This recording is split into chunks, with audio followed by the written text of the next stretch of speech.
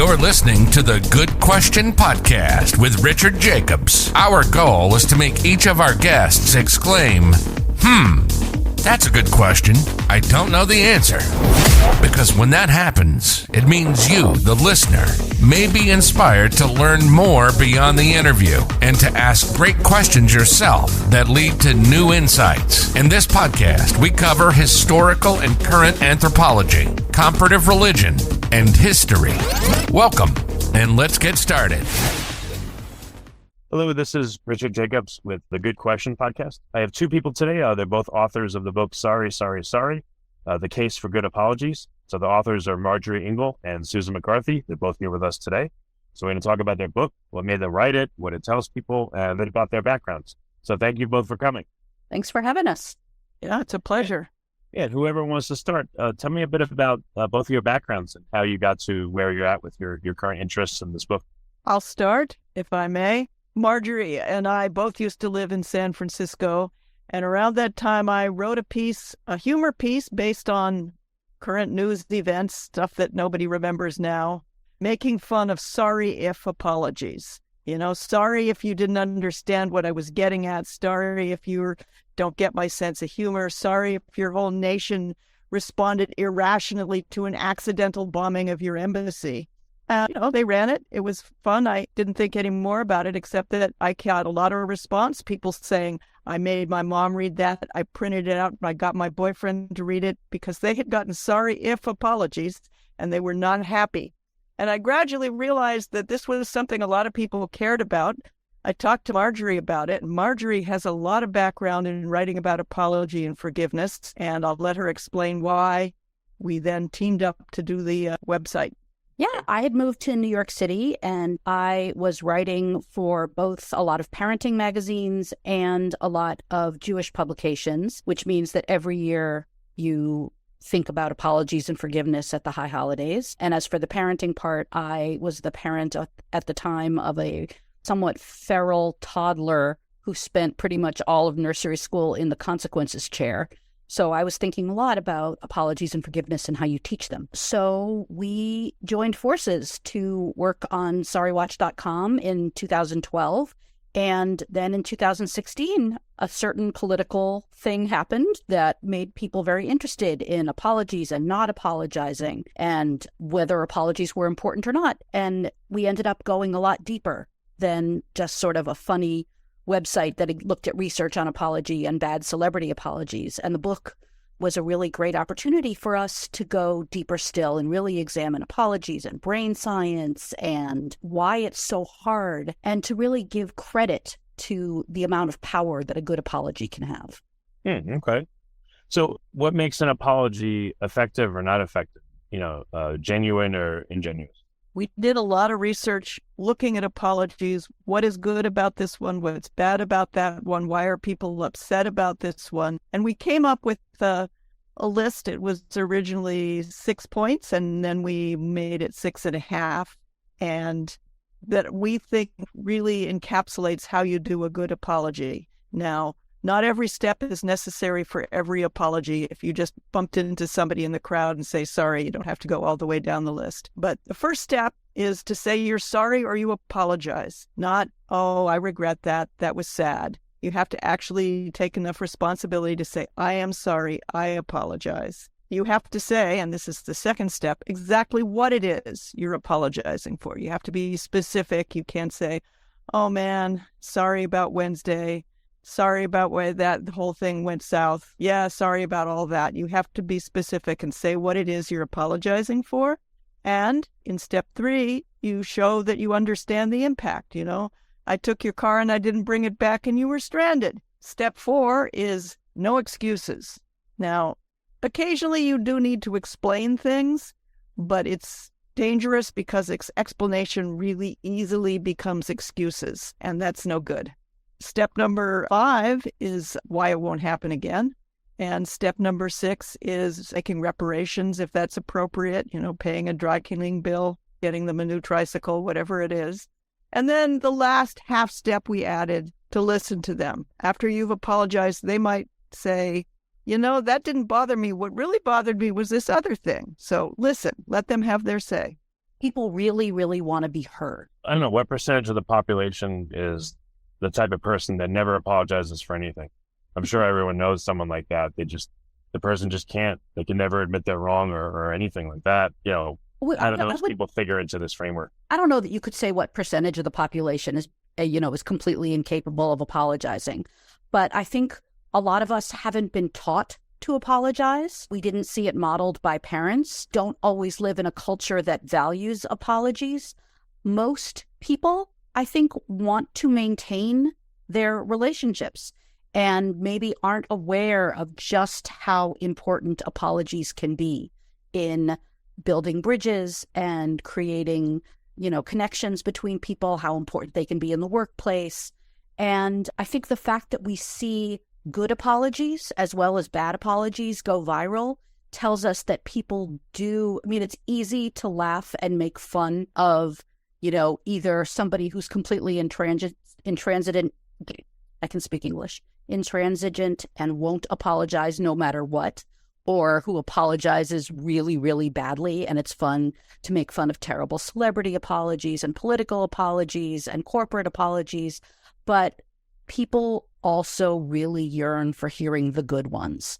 And I think that should tell us something about, before we're so knee-jerk about, nobody's going to accept this apology or it doesn't matter, a real good apology can have real power. Yeah, what happens if you do make an earnest, heartfelt apology, but it falls on deaf ears? What is the common response of a person that does that? Do they then get angry? What if you make an apology and again, you're trying your best, but the other party or society at large is like, well, I don't care. I would say a lot of times your apology might not be accepted because it's a really crap apology. That's why we have those 6.5 steps. Our brain is not wired to make us do this well. In fact, the way we are designed as humans, we looked at a lot of different studies, and, we are wired to see ourselves as the hero of our own story. How could we go through life if we didn't see ourselves as basically good people? And when we're confronted with the cognitive dissonance of, I am a good person, but I did a bad thing, our brain will basically turn somersaults to make us not responsible, to say that there were extenuating circumstances, to say the apology doesn't really matter or won't be accepted. That's why we say apologizing is a brave act, apologizing well. So if you're saying, well, my apology won't be accepted anyway, my first response, and I think Susan's too, is, was it a good apology? Because sometimes we think, we all recognize terrible apologies from other people, but when it comes out of our own mouths, you'd be surprised. And in fact, I have the 6.5 steps up on my screen at all times.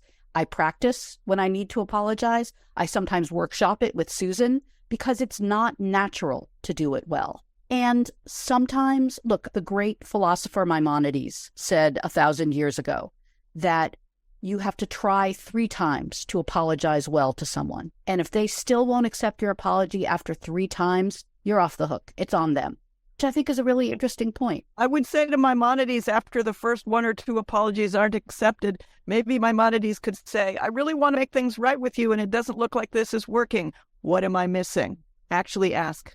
That's such a good point. You can ask someone to try again if you're not going to accept their apology. And if you're the one who's apologizing and it's not going over, I love Susan's idea of, saying, what can I do better here?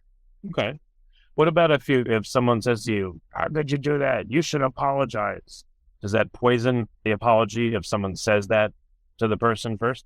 No, not at all. You can say, wow, you're right, I should apologize. Or you can say, well, wait a minute, how is that bad? You can discuss that. And I think, you will definitely see people who have been ordered to apologize, and you can tell that they are attempting to follow that instruction without actually giving away a single bit of their pride. And it makes a terrible apology. What about if a person doesn't give you any answer? Literally, they just say nothing after you apologized. Would it be a good idea to say to the person, please give me feedback. Was that acceptable to you or not?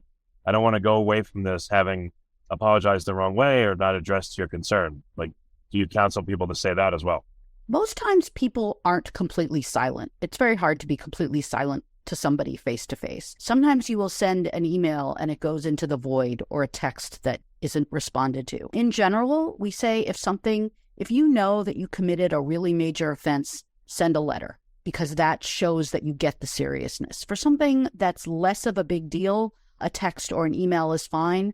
If there's any question that the person might not be comfortable with you talking to them, do not try to do it in person. Don't do it in the office if you're in their cubicle and they can't get away from you. In general, though, you don't get to ask for forgiveness in the apology. You don't get to say, "So do you forgive me?" Because asking for forgiveness is like asking for a gift. And it's rude to ask for a gift. There may be another conversation later where you say, "Hey, I haven't heard back from you. This relationship is really important to me. And if I didn't apologize the way you need me to apologize, I would love it if you could tell me what I need to do. And also, if you don't want to hear from me, let me know that too." Yeah, what about saying that? Like, you apologize to someone and telling them, if this is not enough and we can't resolve it like that, I accept that. And I'm going to apologize to you anyway. Does that help? Well, as long as they're not feeling cornered, when you say, "I'm going to apologize to you anyway," that should not be happening in person. They should be able to get out of an uncomfortable situation. Yeah, one of the phenomena we talk about is sometimes when people are newly in recovery in particular, and this is also a thing sometimes at the Jewish high holidays, people are so suffused with the desire to make amends and to do that part of the personal inventory that is part of, making things right when you're in recovery, that they don't really think about whether the person they're apologizing to is ready to be apologized to, is expecting to hear from them. Sometimes people go back into their past. And you just remember the point of an apology is to put the other person's feelings in the forefront. That's why, saying "I regret" is the wrong thing to say in an apology, because regret is about how you feel. A good apology is about how the other person is going to feel. Today's society, especially in a legalistic sense, it actually can hurt someone legally in certain cases to apologize. And I think this is terribly unfortunate because there are certain professions and people that have learned, if I apologize, I can cause myself liability. So maybe that bleeds over into the rest of their life. I don't know. Actually, I'm going to take this one, Susan, even though I just answered the last one, and you can jump in at any time, because I did a lot of the medical research here, and the Harvard hospital system did a huge and really important study on medical apologies, because those are the ones we think about often as being really terrible, talking about regret and saying the unfortunate circumstance, the unfortunate situation, the unfortunate results of the procedure. And people get angry when they are apologized to poorly. And people are more likely to sue when they are apologized to poorly. Juries are likely to give larger verdicts in malpractice suits when there has not been an apology or when there has been a crap apology. And the Harvard hospital system, one of the biggest hospital systems in the country, did a report saying, this is how you apologize. You take responsibility. All the things that we think an apology should do, they also think an apology should do. And the funny thing about that is that when you interview people who are victims of medical wrongdoing, the thing that they want the most is to know that this isn't going to happen to someone else and to get a real apology. And surprisingly, when those things happen, people are less vindictive, people are less likely to sue. And if there is a lawsuit, the verdict is, the financial repercussions are going to be smaller. There's also, right now I'm blanking on which Scandinavian country it is, but where the procedure in place is when there is a medical error, the policy is for the doctor to gather the family and the patient to say, "This is what happened, I'm sorry," and to offer a settlement right there in the room. And it's a small settlement, but it's a thing that makes people feel heard and valued. And we are so legalistic as a society. Our knee-jerk response is, "Oh my God, liability." And that's actually not how things work when you look at the research, and research that's not done by, lawyers who make money off of liability stuff.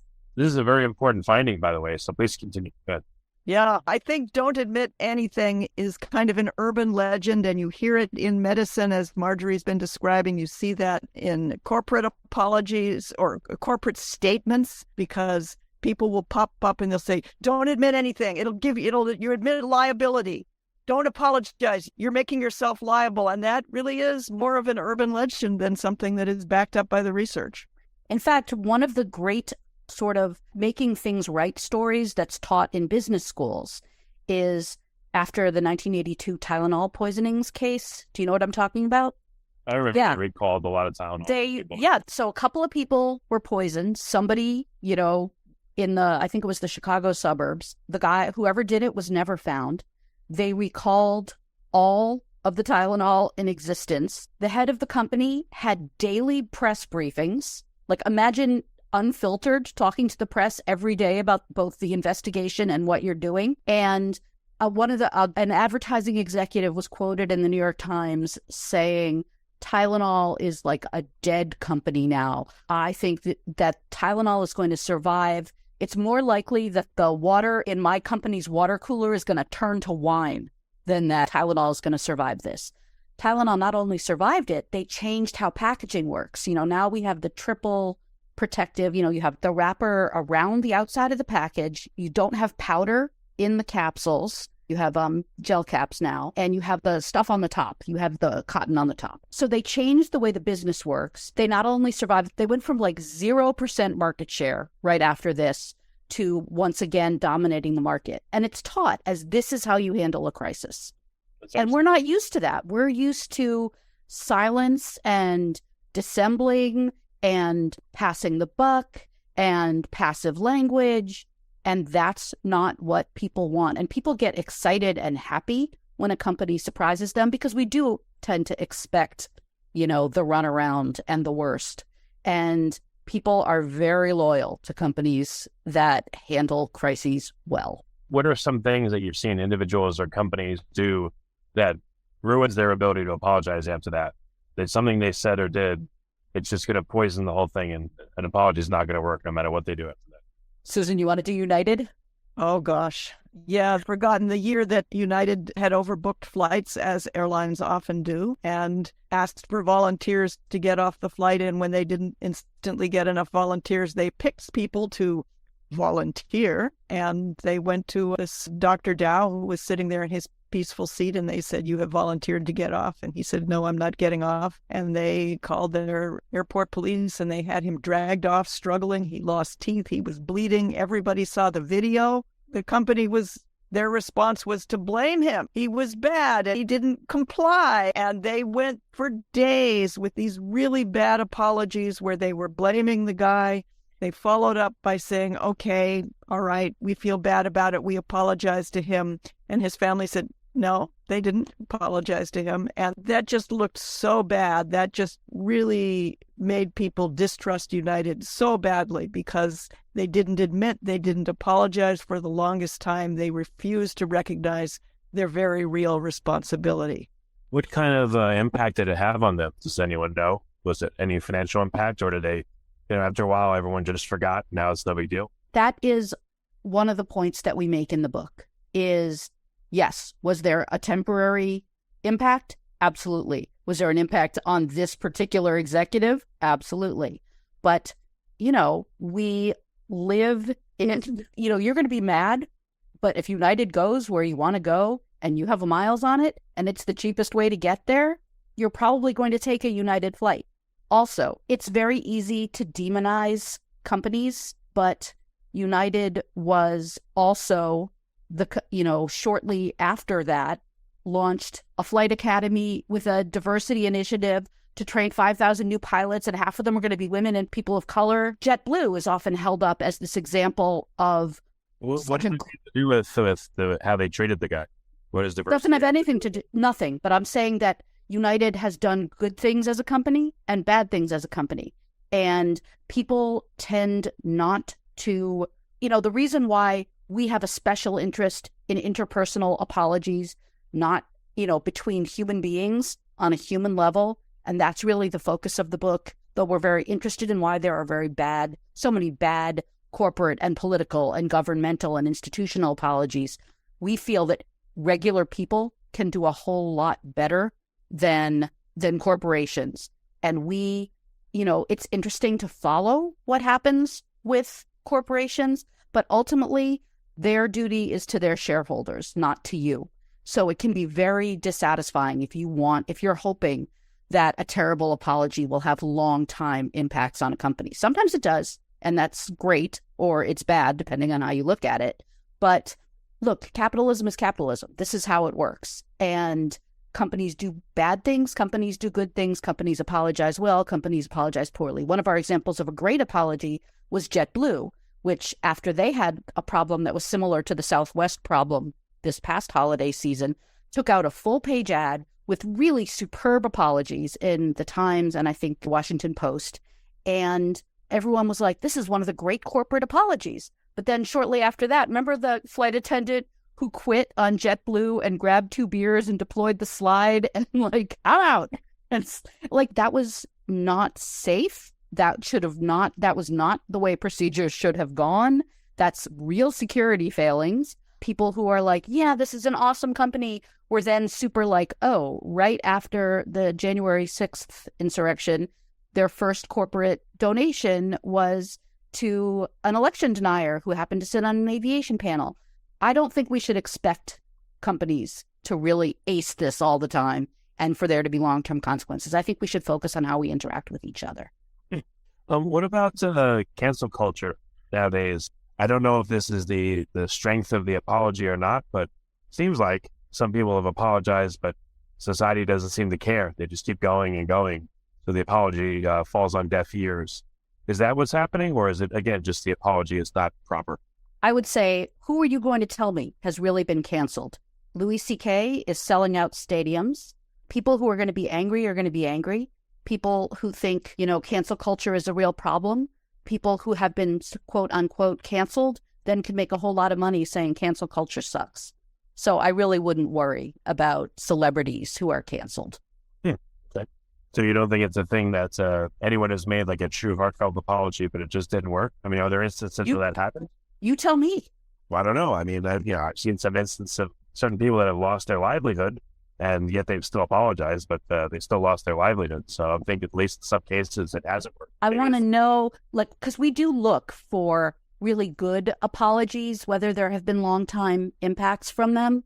Mm-hmm. And most of the time, if there was, even if there's, I'm thinking about Jonah Lehrer, who was a writer who it turned out had plagiarized almost everything, and he apologized poorly, and he still gets tons of money for speeches. I feel like we like a narrative, and we stick to a narrative. And if you're on the left, you have this narrative, and if you're on the right, you have this narrative. And the truth almost, you have to look case by case. And I am not aware of anyone who has apologized well and remained canceled. Susan, you? Yeah, I'm thinking of a couple cases. I'm thinking of the woman who went to South Africa just before she got on the plane. She made what she thought was a funny and even, conscious joke about how she wasn't going to get AIDS because she was white. And then she turned off her phone and got on the plane. And all the time she's flying across the ocean to Africa, people are saying, oh, she's in big trouble. She was in big trouble. She did lose her job. She did apologize at first, like, that was totally a joke. And then she realized how seriously people were taking it, and she apologized better. And we looked into it, and she eventually was rehired. She wasn't destroyed. She went through a bad time for just silly reasons, but she wasn't canceled. Also, the 2 women who were on vacation, and they had this little hobby of taking pictures of themselves disobeying signs, quiet zone, and they would pretend to yelling and so forth. They were school teachers, and one of them showed them behaving disrespectfully in Arlington National Cemetery? Yeah, it was the Arlington National Cemetery, giving the finger to the grave sites next to a sign that was like, please behave respectfully. Right. And again, people were horrified. They lost their jobs. But then they got new jobs in the same field. They weren't canceled after, the bad apologies, that it was kidding. What's wrong with you? Don't you understand a joke? They made good apologies. That didn't save the jobs they had at the time, but then they were hired elsewhere in other comparable positions. Their lives were not destroyed. They weren't canceled. Right. The one thing that does happen is when people on the internet get angry, particularly at women, they get death threats and rape threats. But that is not something that tends to be related to apologies, sadly. Maybe not sadly. Have you been hired by any, let's say, large organizations on how to train them to, handle crisis management with a proper apology? Or we don't want to do that. That's not who our book is for. Unfortunately, crisis communications is frequently when people are like, ugh, a PR person wrote that. There is the sameness, the glossy, insincerity that you can tell is not how the person normally talks. We are interested in helping regular people apologize well to each other, not in helping anybody, not in helping a company's bottom line, not in helping anyone survive a crisis. Like, that's not our interest. Our interest is in the social psychology, and honestly, as utopianist as this sounds, in building a better world between human beings. Susan, what were you going to say? I was agreeing with you, and I was saying also part of that is teaching kids to apologize in a way that's not oppressive and makes them hate apologies for the rest of their lives. Susan, I think if anybody wanted us to come to a school or talk to a parent group about apologies, we'd be happy to do that. But, in terms of being hired out to, some dimwit celebrity, that is not of interest to us. Yes. So we think that kids can be taught to apologize well. And like Whitney Houston, we believe that children are the future. Teach them well and let them lead the way. No, I'm kidding, but I'm not. That if often good apologies aren't modeled to kids. And Susan, I love your dog story. Will you tell the dog story? Of course. Yeah. Beginning dog owners often make this mistake with their new dog, which is they call the new dog and the dog is romping around and it doesn't come, and they call the dog and they get madder and madder because the dog doesn't come. And finally the dog gets tired of romping and the dog runs up to them and they grab the dog by the collar and they shake it and they say, bad dog, bad dog. They're saying bad dog because the dog didn't come right away. But from the dog's point of view, when you come, they're mean to you. They're mad at you. Who knows why? Don't come. It's not a good idea. It's a trap. And this is a very basic misunderstanding of animal behavior. But we also do this with kids very often, is we tell the kid, you hit your sister, you must apologize. The kid apologizes. And then instead of rewarding the kid and saying, that was good, that was brave, that was better than a lot of adults did, I'm very impressed with you, we say, we don't hit people in this household. I made you apologize to your sister because this is a no-hitting zone. We don't do that. No hitting, no violence, no pulling hair. And so what you've done in giving the kid the lecture is you've punished the kid for apologizing. And that's a surprisingly easy mistake to make. And again, it violates all the principles of animal behavior, of operant conditioning, of learning. I would like to point out that Susan is the co-author of an international bestseller on animal behavior that has been translated into 21 languages. Okay. Thank you. That's better example for kids, though, right? How to not make them resent apologizing. Yes. Yeah. I remember I've asked my kids to say sorry, and they're like, sorry. You can tell it's not big. Well, they don't have to like it, but you can also talk to, it's also important to say to a kid, especially a younger kid, that hurt another person, because sometimes they're not aware yet of things outside of their own body and experience. So narrating here is why that was not acceptable behavior, and then praising the apology is good. And eventually it is not human nature. That's what all the brain science in this book talks about. But to say to a kid, you just did something really brave that adults often suck at doing, can be really a powerful motivator. So where is this heading now that you've got your book out there? What's next for your research and your study into, good apologies? There's always another bad one, and hopefully there's always another good one. And even after writing about this together for, a decade, I don't think we're bored of working with or hostile about working with each other, and we're not bored about apologies. So we're going to continue working on sorrywatch.com, and who knows? Okay. Well, very good. What's the publication date of the book, Sorry, Sorry, Sorry? Is it out now, or when will it be? And let's restate the title and resources for listeners so they could find out more. Sorry, Sorry, Sorry, The Case for Good Apologies. It came out from Gallery, which is a Simon & Schuster imprint. It came out in January, and we are busy doing readings and appearances on podcasts like this one to try and spread the word. Okay. Well, both of you, thank you so much for coming. Marjorie and Susan, thank you so much for doing this book.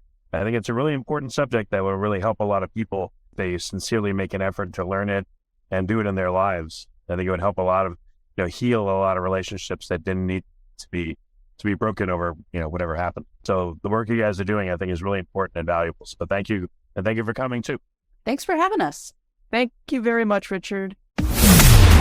Thank you for listening to the Good Question Podcast. Please email support@thegoodquestionpodcast.com if you have any referrals to great guests for us to interview. Visit thegoodquestionpodcast.com to hear more interviews. And please help us spread the word by rating and reviewing us on Apple Podcasts, iTunes, Spotify, YouTube, or wherever you listen to this podcast.